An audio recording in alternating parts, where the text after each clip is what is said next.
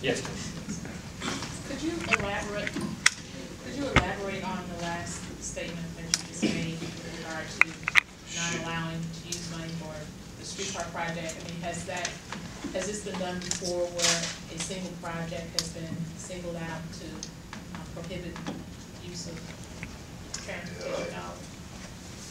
It's essentially an earmark. So there have been several earmarks over the years. We discourage all earmarks in the state budget as well as the federal budget.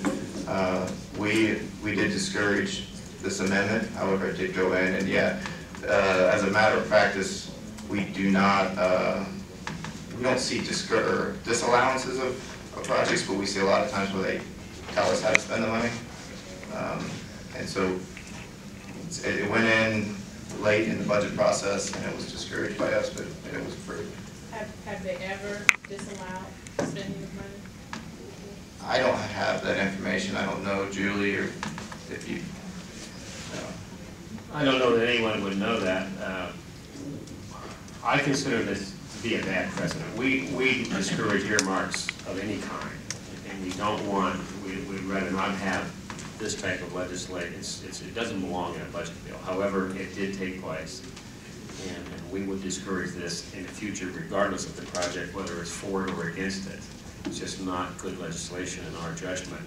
However, in this case, it did happen against our will. Mike mentioned that in the last legislative bill, they actually put a piece in there that said we could take on no new projects until we had completed all projects that were ever on the Tier 1 list. So with that, people remember a couple, 3 years ago, we didn't take on new projects. We didn't have hearings that year. When they passed it as law, and we accepted it as such and took on no new projects for a whole year, because in law, there was no sense taking on projects when you couldn't legally spend the money. And that's an issue that this department has. We're large, we're visible, we have funds that are perceived to be discretionary. Everybody wants to tell us how to spend them and where to spend them. I think I addressed that in my first meeting back as the chairman of the TRAC. So that's something we will always have to deal with. Thank you, Greg. Now our ODOT budget summary.